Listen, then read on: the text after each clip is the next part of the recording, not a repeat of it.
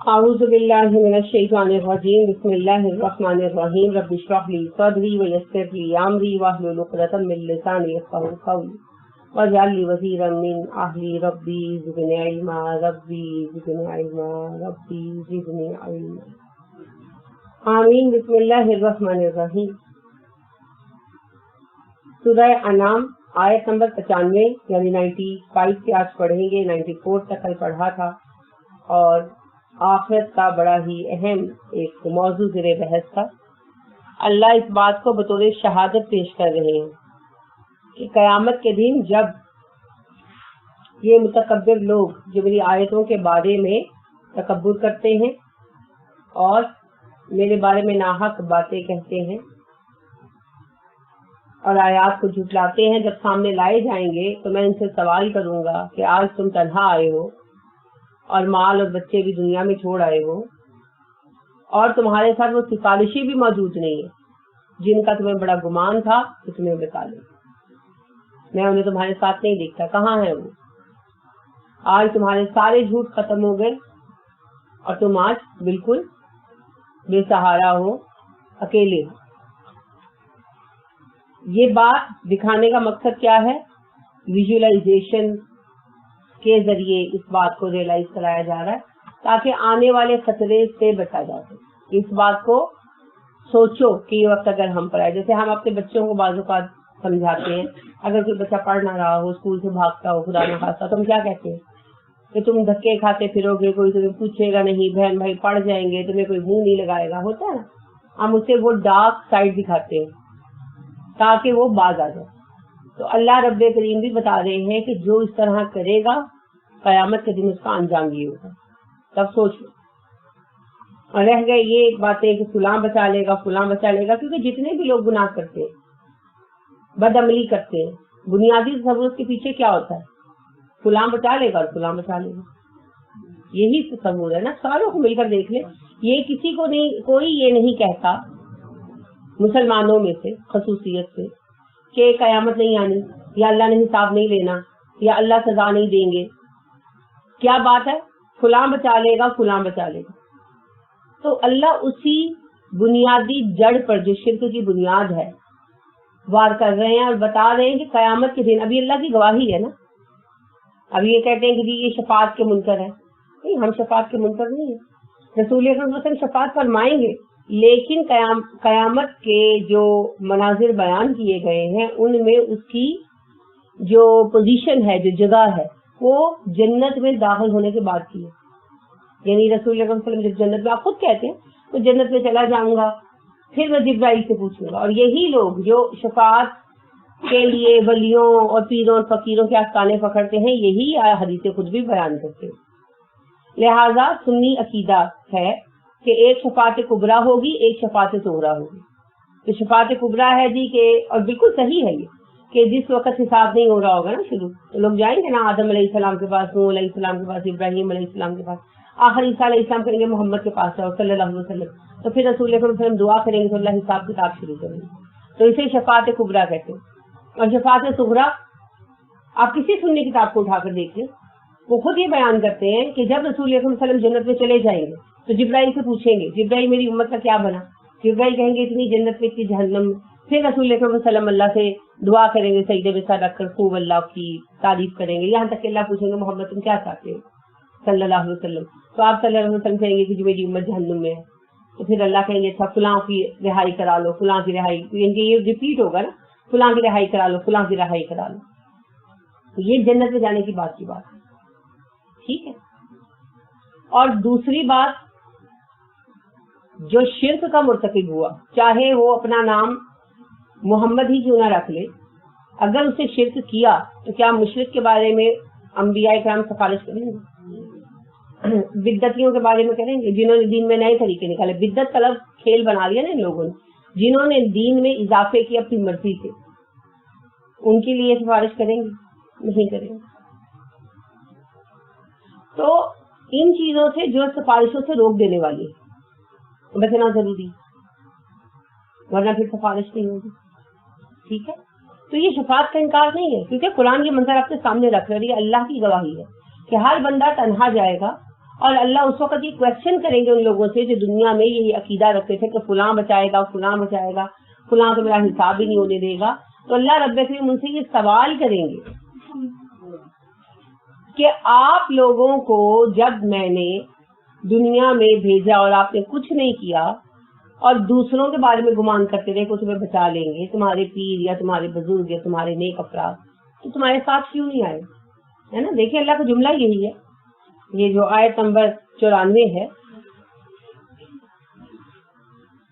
وَمَا نَرَى مَعَكُمْ شُفَعَاءَكُمْ، میں بلکہ ہم، یعنی اللہ اس وقت اپنی پوری شوقت میں بات کر رہے ہوں گے نا، ہم تمہارے ساتھ تمہارے سفارشیوں کو نہیں دیکھتے. الذین زعمتم انہم فیکم شرکاء، وہ جن کے بارے میں تم گمان کرتے تھے کہ آج تمہاری اس مصیبت میں تمہارے شریک کار بنیں گے. باقاعدہ کہا گیا فیکم، تمہارے ساتھ ہوں گے، شرکاء شریک، کس میں؟ قیامت کی مصیبتوں میں بچا لیں گے نا، یہی عقائد ہے. لقد تقطع بینکم وضل عنکم ما کنتم تزعمون، آج تمہارے ان کے سب تعلقات ختم ہو چکے ہیں اور آج تم سے تمہارے سارے گمان چھینے جا چکے ہیں، سارے دعوے توڑے جا چکے ہیں. کتنی واضح بات ہے نا. اس کے بعد بھی اگر یہی کہانی بنائی جائے کہ یہ صرف بتوں پہ لاگو ہوتی ہے تو یہ غلط ہے. میں پھر عرض کروں گی، اگر بت پوجنے ہوتے، پتھر پوجنا ہوتا، تو پھر بت بنانے کی کیا ضرورت تھی؟ پہاڑوں کو پوج لیتے. پہاڑوں کی بھی آپ کو پتا پرستش ہوتی ہے، جو لوگ پتھر کو بہت مقدس سمجھتے، مگر بہت چھوٹے پیمانے پر، بہت چھوٹا سا گروہ رہا تاریخ میں. تو کیا ضرورت ہے؟ اگر پتھر پوجنا ہے تو پھر بت تراشنے کی کیا ضرورت ہے؟ کیوں تراشتے ہیں بت؟ بتا، کسی کی شبیہ بنانے کے لیے. وہ اس بندے کو پوج رہے ہوتے ہیں، اس کی یادگار بناتے. تو پھر پرستش انسانوں کی ہو رہی ہوتی ہے، بت تو صرف یادگار ہے. ٹھیک ہے، تو ہم بھی انسانوں کو ہی پوجتے ہیں اور یادگار میں ہم نے قبریں بنا لی. صرف ہم نے یادگار کی شکل بدل دی اور یہ سمجھ لیا کہ ہم موحد ہو گئے. نہیں، توحید یہ نہیں ہے. لہذا میں اس کی بہت موٹی سی مثال پیش کرتی ہوں جس سے میں نے خود اس بات کو سمجھا کہ رسول اکرم صلی اللہ علیہ وسلم سے پہلے سارے انبیاء گزر چکے تھے. آپ صلی اللہ علیہ وسلم نے زندگی میں کتنے مشکل اوقات دیکھے. طائف کا واقعہ لے لیں، بدر کو دیکھ لیں. آپ صلی اللہ علیہ وسلم نے کبھی کسی نبی سے مدد مانگی؟ حتیٰ کہ آپ کے جد امجد ابراہیم علیہ السلام سب سے زیادہ باوقت نبی ہے نا، اور اللہ کی نظروں میں بہت مقام ہے ان کا. ابراہیم کیا کہلاتے ہیں؟ خلیل اللہ. اور اللہ رب کریم نے ان کو بہت چاہا، یعنی ابراہیم نے تو اللہ کو چاہا ہی، مگر اللہ نے خود ابراہیم کو بہت چاہا، ہے نا. اللہ رب کریم نے ابراہیم سے کیا کہا تھا؟ انی جاعلک للناس اماما، میں تجھے سارے باقی انسانوں کے لیے رہنما بناؤں گا. قیامت تک کے لیے ابراہیم علیہ السلام کو رہنما بنایا گیا. حتیٰ کہ رسول اکرم صلی اللہ علیہ وسلم نے بھی کیا اعلان فرمایا؟ میں دین ابراہیمی پڑھوں، ہے نا. تو اللہ نے ایسا مقام دیا ابراہیم علیہ السلام کو، ایسی شوقت عطا کر. تو آپ صلی اللہ علیہ وسلم نے مشکل وقت میں کبھی کہا کہ یا ابراہیم میری مدد کیجیے، اللہ سے مجھ سے سفارش کر دے، چلے مدد چھوڑے، اللہ سے مجھ سے سفارش کر دے، میں بہت مشکل میں ہوں. وسیلہ بنایا ابراہیم علیہ السلام کو؟ کیوں نہیں بنایا؟ کیا ابراہیم علیہ السلام کے مقبول بارگاہ الہی ہونے میں کوئی شبہ ہے؟ یا رسول اکرم صلی اللہ علیہ وسلم ابراہیم سے واقف نہیں تھے علیہ السلام؟ ایسی تو کوئی بات نہیں. تو پھر آخری بات کیا بچتی ہے؟ جائز نہیں، ہے نا، جائز نہیں. اچھا کبھی ایسا ہی کہا ہوا صلی اللہ علیہ وسلم نے کہ جبرائیل آ جاؤ مجھے بچا لو، پکارا کبھی؟ حالانکہ جبرائیل تو اللہ رب کریم کی طرف سے مدد پر معموری کیے گئے، لیکن کبھی یہ کہا کہ جبرائیل مدد کر دو، جبرائیل اب تو پتھر روک لو، کبھی پکارا؟ کیوں نہیں پکارا؟ کیونکہ شرک ہے نا. مدد جب بھی مانگنی ہے اللہ سے مانگنی ہے. ٹھیک ہے، یہ جو ہم ایک دوسرے انسانوں سے کہتے ہیں نا، بڑی بچگانہ باتیں کرتے ہیں کہ ڈاکٹر سے کہتے ہیں میرے بچے کو بچا لو. پہلی بات یہ سب فلموں میں کہتے ہیں. حقیقت میں کبھی آپ نے جا کر کہا؟ آپ کا یہ کہ کوئی رشتے دار مر بھی رہا ہو، کوئی نہ کوئی تو زندگی میں فوت ہوا ہوگا، ماں یا باپ، تو کبھی آپ نے ڈاکٹر کا گریبان پکڑ کے جھنجھوڑ کہ ڈاکٹر میری ماں کو بچا لو کہا؟ وہ صرف فلموں میں کہتے ہیں، حقیقی زندگی میں کوئی بھی نہیں کہتا، کیونکہ سب کو پتا ہے ڈاکٹر اپنے ماں کو نہیں بچا سکا، میری کو کہاں سے بچائے گا، ہے نا. اگر ڈاکٹر بچا سکتے ہو تو ڈاکٹروں کے دلوں میں موت ہی نہ ہو. میری ایک عزیزہ ہیں, وہ خود ڈاکٹر تھی اور خود کینسر سے مر گئی. تو ڈاکٹر کیا بیچارہ بچائے گا, چھوٹے چھوٹے بچے چھوڑ کر مر گئی.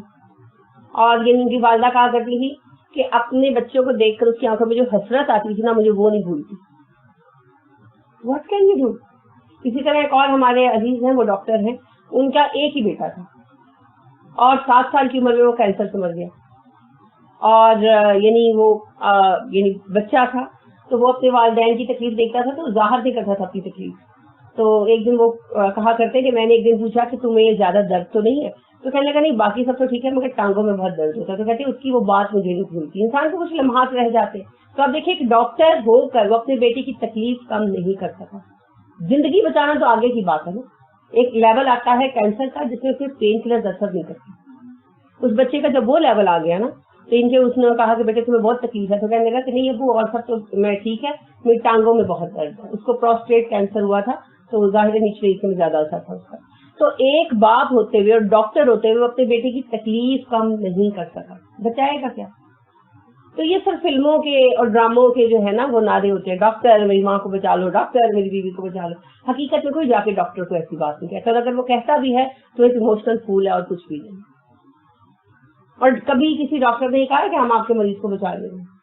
کوئی ڈاکٹر کبھی سنا ہو اگر آپ کا مریض سیریس ہو اور آپ جا کے پوچھیں کہ ڈاکٹر صاحب کیا ہے کنڈیشن, تو کیا کہتے ہیں, ہاں جی ہم جو کر سکتے ہیں ہم کر رہے ہیں, آپ دعا کریں, ہے نا, ہم جو کر سکتے ہیں کر رہے ہیں, آپ دعا کریں.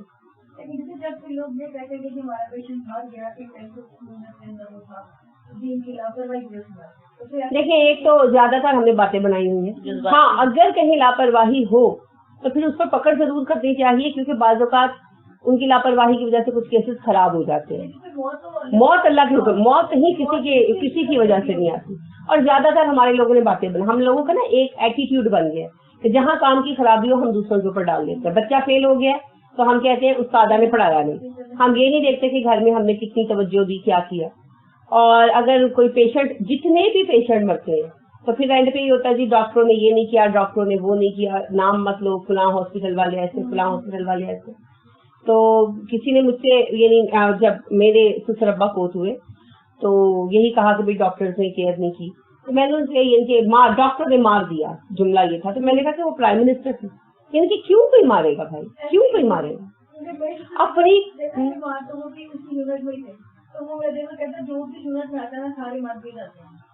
اب پتہ بات کیا ہے, انٹینسو کیئر یونٹ میں آتا ہی ہوا ہے جو مرنے والا ہوتا ہے, اس طرح سے کوئی بس ہی جاتا ہے تو معجزہ ہوتا ہے.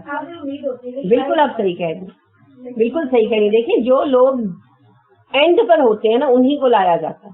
اب دیکھیں آپ کہ کینسر ہاسپٹل جو جاتے ہیں تو ان میں سے آتے پیشنٹ مر جاتے تو چانس ہی اسی طرح, آپ کیا کر سکتے. یعنی ایک ہی ڈاکٹر کے زیر علاج پیشنٹ میں سے کوئی مر جاتا ہے, کوئی بچ جاتا ہے, یہ تو اللہ کا حکم. ہاں اگر انہوں نے واقعی بھی نیگلیجنس کی ہے, کوئی جرم کیا ہے, اس کی پھر آپ ضرور فالو اپ کریں. لیکن ہر وقت یہی قصے کرنا, اصل میں ہم لوگ نا موت کے لیے تیاری نہیں ہوتی. تو لہٰذا جب موت کا کوئی وقت سامنے آتا ہے نا تو پھر ہم کہتے ہیں نہیں موت تو نہیں آنی تھی, یہ مارے گئے, اس لیے پھر ہم بہانے تلاش کرتے ہیں. تو اس کی کوئی حقیقت نہیں. ٹھیک ہے, تو یہ جو افراد سے ہم مدد مانگتے ہیں, ان کے جیسے فرض کریں کہ بھئی پانی پلا دو, وہ اسباب ہے. یا میں بیمار ہوں تم میرا کھانا بنا دو, میرے کپڑے پریس کر دو, مجھے بازار سے کوئی چیز لا دو, یہ سب سبب ہے. افراد کا افراد سے سبب ہے. سبب کے بغیر تو کچھ بھی نہیں ہوتا. وہ تو اللہ نے دنیا بنائی ہے نا اسباب ہے نا. شادی کے بغیر کوئی بچہ پیدا کر سکتا ہے, سبب ہے نا. نہیں اٹس اے فیکٹ. آپ روٹی کھائے بغیر بھوک مٹا سکتے ہیں, کیوں نہیں آپ کوئی ایسا ورد سیکھ لیتے کہ روٹی نہ پکانی پڑے, آپ وہ پڑھ کر اپنے اوپر پھونکے اور آپ کی بھی بھوک ختم, میاں کی بھی ختم, بچوں کی بھی ختم, تو خوشی خوشی زندگی گزاری. بٹ دیر از نو وے, کیونکہ دنیا عالمی اسباب ہے, سبب سے چیزیں چلتی ہیں. یا کوئی ایسا ورد سیکھ لیں کہ آپ کو پیسے ملنے شروع ہو جائیں, روز کا خرچہ ملنا شروع, جب میاں کو کام پہ نہ جانا پڑے, آپ بھی خوش, میاں بھی خوش. نہیں اگر آپ کے پاس پیسہ کھلا ہوگا نا تو پھر آپ خوش ہو جائیں گے. ہاں آپ کو بھی میاں برداشت ہو جائے گا. مسئلہ صرف یہ ہے کہ ایسا کوئی طریقہ نہیں ہے. دنیا عالمی اسباب ہے. بندے کا بندے سے مدد لینا یا کسی چیز سے مدد لینا وہ تو سبب ہے. لیکن کسی کا سبب کے بغیر کسی کی مدد کرنا، ان چیزوں کو ہینڈل کرنا جو انسان کے بس میں نہیں ہے. یعنی آپ کسی کو پیسے دے سکتے ہیں، ٹھیک ہے، لیکن آپ کسی کو شفا نہیں دے سکتے. آپ کسی کو پیسے سے آٹا خرید کر دے سکتے ہیں، کسی کی بھوک نہیں مٹا سکتے، ہے نا. آپ کسی کا مہینہ باندھ سکتے ہیں مگر پوری زندگی اس کی ہر ضرورت پوری کرنے کا ذمہ نہیں اٹھا سکتے، کیونکہ آپ کے بس میں ہی نہیں. آپ کسی کا بستر بچھا سکتے ہیں، اسے سلا نہیں سکتے، نیند اللہ کے اختیار میں. آپ کسی کا لاڈ اٹھا سکتے ہیں، پیار کر سکتے ہیں، اس کے دل کو سکون و اطمینان نہیں دے سکتے. اس لیے آپ دیکھیں بچے ایک دوسرے سے جلس کرتے ہیں، ماں نے تمہیں زیادہ پیار کیا، مجھے کم کیا. آپ مٹ جاتے ہیں ساروں کو برابر کرنے میں، ہے نا، لیکن دل کو اطمینان نہیں دے سکتے. آپ علم دے سکتے ہیں مگر علم کے ساتھ اگلے کی سوچ کا کیلیبر نہیں بڑھا سکتے، وہ اپنا اپنا دماغ ہے، ٹھیک ہے. آپ کسی کو تلقین کر سکتے ہیں، عمل کی توفیق نہیں دے سکتے. یہ چیزیں اللہ کے ہاتھ میں ہیں. یہ چیزیں ایک دوسرے سے، اگر کوئی مجھ سے یہ کہے کہ مجھے بدل دو، یہ شرک ہے. میں کیسے بدل سکتی؟ میں تو اپنے آپ کو نہیں بدل سکتی. میں تو خود اللہ سے مانگوں گی کہ اللہ مجھے بدلے، ٹھیک ہے. اسی طرح ڈاکٹر سے دوائی لینا بالکل درست ہے، مگر ڈاکٹر سے شفا مانگنا یہ شرک ہے. شفا اللہ دے گا. فوج سے یہ امید رکھنا کہ فوج ہماری حفاظت کرے گی، یہ درست ہے، مگر فوج سے کامیابی مانگنا یہ شرک ہے، کیونکہ کامیابی اللہ نے دینی ہے، ٹھیک ہے. تو لہٰذا چیزیں الگ الگ ہیں، ان کو اکٹھا نہیں کیا جا سکتا. تو دعا مانگنا، جنت طلب کرنا اور جنت کی امید لگانا، یہ سب کچھ اللہ کے ساتھ، یہ بندے نہیں دے سکتے. تو غیر سے مدد کرنا، رزق بڑھانا، اولادیں عطا کرنا. ہاں دیکھیے کہ ٹیسٹ ٹیوب بیبی بظاہر لگتا ہے کہ انسانی ہاتھ میں، لیکن ڈاکٹر کیا کہتے ہیں؟ ہم نے سب کچھ کر دیا، اب آپ اللہ سے دعا کریں. اب اللہ سے کیا دعا کریں بھائی؟ بظاہر آپ دیکھیں کیا دعا کیا رہ گئی ہے. Think about it. یہاں پتا چلتا ہے انسان کتنا بے بس ہے. جن کی ٹیوب بند ہو جاتی ہیں یا بائی برتھ بند ہوتی ہیں اور ان کے ایگز باہر نہیں آ سکتے، تو ڈاکٹرز میل فیمیل کے ایگز لے کر ایک آرٹیفیشل ٹیوب میں رکھ کر عورت کے اندر ڈال دیتے ہیں، ٹھیک ہے. لیکن اب وہ ایگز میٹ کریں گے یا نہیں کریں گے یہ ڈاکٹروں کے بس میں نہیں، وہ پھر اس رب کے اختیار میں، ٹھیک ہے. ایگ کو قریب تو کر دیا، لیکن اب وہ ایگ اور جو ہے سپرم وہ میٹ کریں گے یا نہیں، اس کا کوئی سائنٹیفک حل نہیں. تو ایک جگہ آ کر انسان کی قوت ختم ہو جاتی ہے، تو پھر کوئی اولاد کیسے دے سکتا ہے، ٹھیک ہے. تو یہ جو سبب کے بغیر کی مدد ہے نا، سبب سے آگے کے کام ہے. دنیا کے عالم اسباب سے آگے بھی کچھ کام ہوتے ہیں. پھر میں وہی عرض کروں گی کہ جیسے آپ کے پاس پیسہ ہے، دنیا کے بڑے سے بڑے ہاسپٹل میں جا سکتے ہیں، مگر شفا پھر اللہ کے اختیار میں ہے. یہ سبب سے آگے کی چیز ہے.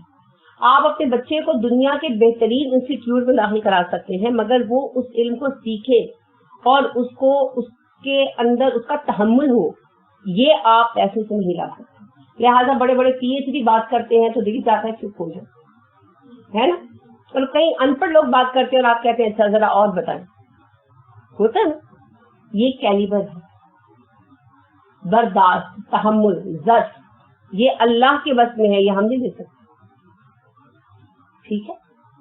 آپ مہنگی سے مہنگی کریم خرید کر دے سکتے ہیں، میک اپ لے کر دے سکتے ہیں، حسن نہیں دے سکتے، ہے نا. وہ اللہ نے جیسی شکل بنا دی وہ ویسی رہنی ہے. تو کہنے کا مطلب یہی ہے کہ اس سبب سے آگے جب ہم دوسروں سے توقع لگائیں گے تو وہ شرک. یہ دونوں چیزیں مکس نہیں کرنی چاہیے، نہ مکس کی جا سکتی. اور رسول اکرم صلی اللہ علیہ وسلم نے اسباب کے باہر کبھی غیر اللہ سے مدد نہیں مانگی، حتیٰ کہ آپ نے ابراہیم علیہ السلام سے بھی کبھی نہیں مانگی نا. تو یہ کس بات کی دلیل؟ ہمارا رول ماڈل کون ہے؟ رسول اکرم صلی اللہ علیہ وسلم. اور رسول اکرم صلی اللہ علیہ وسلم نے کبھی کسی سے مدد نہیں مانگی. یہ کس بات کی علامت کہ ہمیں کسی سے مدد نہیں مانگنی؟ مدد جب مانگنی ہو اللہ سے مانگی. تو کوئی مدد کرنے والا نہیں ہے، کوئی موجود نہیں ہے. یہی عہد ہے جو ہم ہر روز ہر نماز کی ہر رکعت میں باندھتے ہیں، ایاک نستعین. تو مصیبت تو خاص کرنی ہے، ہم شرک اور مول لے کر بیٹھ جاتے ہیں، ٹھیک ہے. تو بھروسہ صرف اللہ پر, توکل سے اللہ پر. بار بار یہی قرآن میں آتا ہے نا, وَعَلَيْهِ تَوَكَّلْتُ وَهُوَ رَبُّ الْعَالَمِينَ, میرا بھروسہ اسی پر ہے اور وہ جہانوں کا رب. یہاں یہی بات بہت وضاحت سے بتا دی گئی. اور پھر آخری جو اس کے آیت کا حصہ ہے, آیت 94 کا, وَضَلَّ عَنْكُمْ مَا كُنْتُمْ تَزْعُمُونَ, تمہارے سارے دعوے آج ٹوٹ چکے. اس میں بنیادی پوائنٹ پتہ کیا ہے؟ جو کچھ تم کہتے تھے وہ حقیقت نہیں تھی, صرف دعوے, صرف گمان, اور گمانوں میں کچھ نہیں ہے, گمانوں سے کچھ حاصل نہیں, نتھنگ. ان اللہ, بے شک اللہ ہے, فالق, پھاڑنے والا, فعل عام قاف سے ہے, فلق پھاڑنا ہوتا ہے. کہاں پڑھتے ہیں آپ؟ قل اعوذ برب الفلق, ہے نا, اسی سے ہے فالق, پھاڑنے والا. الحب ہے بے, حب بھی اسی سے بنتا ہے نا, اور حب دانا, جو آپ بیج ڈالتے ہیں یہ غلے وغیرہ کے لیے, اناج کے لیے, تو دانا ہوتا ہے نا. والنوا, اور گٹھلی, اسی سے ہے, دانے کی طرح پھوٹتی ہے, اندر سے باہر آتی ہے, باہر سے اندر نہیں جاتی. حب کا مقام کیا ہے؟ دل. یہ باہر سے نہیں اندیلی جاتی, یہ اندر سے پیدا ہوتی ہے. کبھی آپ کو کسی سے محبت کا اتفاق نہیں ہوا؟ میں فلمی محبت کی بات نہیں کر رہی, کوئی بھی بندہ ہو سکتا ہے جس سے آپ دوست ہو سکتا ہے, کوئی بھی, کہ آپ کہیں کہ بھائی جو بھی ہے میرے دل میں اس کے لیے بڑی محبت ہے, آپ کو اندر سے پھوٹتی محسوس ہوتی ہے. وہ آپ کا بچہ بھی ہو سکتا ہے, وہ آپ کا ماں باپ میں سے بھی کوئی ہو سکتا ہے, کوئی بہن بھائی ہو سکتا ہے, تو وہ اندر سے باہر آتی امڑتی محسوس ہوتی ہے. Did you ever feel it? میں نے اس کو محسوس کیا, اور ایسے لگتا ہے کہ اندر سے باہر آ رہی ہے. تو آپ اسی لیے کہتے ہیں میرا پیار امڑتا ہے, تو امڑتی وہ چیزیں جو اندر ہوتی ہے, باہر والی امیلی جاتی ہے. بہت امڑتا ہے جی, بالکل سچ کہا آپ نے, سچ کہا آپ نے. محبت کا سرچشمہ ہے یہ جو اولاد کی اولاد ہے. رسول اکرم صلی اللہ علیہ وسلم کو بھی تو بہت پیار تھا نا. تو آپ دیکھیے کہ جو تھی امامہ, تو رسول اکرم صلی اللہ علیہ وسلم کے اوپر آ کر بیٹھ جاتی تھی, تو آپ نے کبھی نہیں اٹھایا. ایک مرتبہ صحابی نے اٹھا لیا, تو آپ صلی اللہ علیہ وسلم نے سلام پھیرنے کے بعد کہا کس سے میری بیٹی کو اٹھایا تھا؟ تو انہوں نے کہا جی میں نے. تو آپ نے کہا میری بیٹی کو تکلیف نہ دیا, تو روئی ہوں گی نا, تو میری بیٹی کو تکلیف نہ دیا. یہ محبت نیچرل ہے, ان سے کہیں فرار نہیں ہے, اور فرار کرنا اختیار بھی نہیں کرنا چاہیے, کیونکہ انہی سے زندگی میں آسانی آتی ہے, انہی سے زندگی میں روشنی اور رنگ آتا. محبت سے بھاگنا جو ہے نا, یہ تو اپنی ذات پر ظلم ہے. اور یہ کہ جی میرا ٹیکا بنا رہے اور مجھے دیکھ کر سارے ڈر جائیں, تو آپ اتنے خوفناک نہیں, اتنے ڈراؤنے نہیں ہیں. Blue your self. آپ کو دیکھ کر لوگوں کو اطمینان ہونا چاہیے. رسول اکرم صلی اللہ علیہ وسلم نے فرمایا نا کہ ایسے مت بنو کہ لوگ تمہارے جانے سے خوش ہوں, تمہارے آنے سے پریشان ہوں. ایسے بنو کہ لوگ تمہارے جانے سے پریشان ہوں اور آنے سے خوش ہوں. تو وہ تبھی ہوگا جب آپ محبتیں بانٹیں گے. جب آپ ٹینشن دیں گے نا, تو پھر ابو آ گئے, چلو ایمرجنسی نہ آپ, ابو چلے گئے نہیں, چلو ہر زندگی کی لہر دوڑ گئی. تو ایسا نہیں ہونا چاہیے. تو ایک ہے نیوز رپورٹر ہے, میرے ذہن میں کا نام نہیں ہے, وہ بیان کرتے کہ میں جوانی میں نا ہاتھ دیکھا کرتا تھا, شوق. تو کہتے میں نے باقاعدہ اس کی کتابیں وغیرہ پڑھی تھی, تو میری باتیں صحیح ہو جاتی تھی. تو بعد میں مجھے پتا چلا کہ مذہباً یہ حرام ہے, بہت بڑا گناہ ہے, تو میں نے چھوڑ دیا. تو ایک دن ایک صاحب میرے ایک قریبی دوست کے ساتھ آئے, اصرار کرنے لگے کہ ہاتھ دیکھو ہاتھ دیکھو ہاتھ دیکھو. کہتے میں نے بہت کہا کہ میں چھوڑ چکا ہوں. کہتے وہ پیچھے ہی پڑ گئے. تو کہتے میں نے کہا اچھا, پھر اپنے دوستوں نے کہا پھر تم باہر جا کر بیٹھو, اب تم لے کر میں انکار نہیں کر سکتا. تو بات یہ ہے کہ میں ایک کے سامنے دوسرے کا ہاتھ نہیں دیکھتا کہ کوئی ایسی بات منہ سے نکلے جو نہ اگلا بتانا چاہتا ہو. تو کہتے میں نے ان کو میں نے کہا کہ اب جاننا کیا چاہتے. تو کہنے لگا کہ مجھے شہرت اور عزت ملے گی کہ نہیں. تو کہتے میں نے دیکھا, تو میں نے کہا بھائی آپ کے ہاتھ میں شہرت عزت کی لکیر نہیں ہے. تو وہ کہنے لگے کہ یہ آپ کیسی بات کر رہے ہیں, سارے خاندان والے جو ہے نا وہ میری مثالیں دیتے ہیں, اور میں گھر آتا ہوں نا میری عزت کا یہ عالم ہے, تو بچے جو ہے نا کھیلنا بند کر دیتے ہیں, میری بیوی جو ہے نا وہ نظریں جھکا کر مجھ سے بات کرتی ہے. تو کہنے لگا کہتے ہیں, میں نے کہا اسے عزت نہیں سے دہشت کہتے ہیں. تو آپ کا دہشت ناک نہیں ہونا چاہیے, دہشت گردی کسی بھی سینس میں ہونا اچھی چیز نہیں ہے. کیا ہوا نور اللہ؟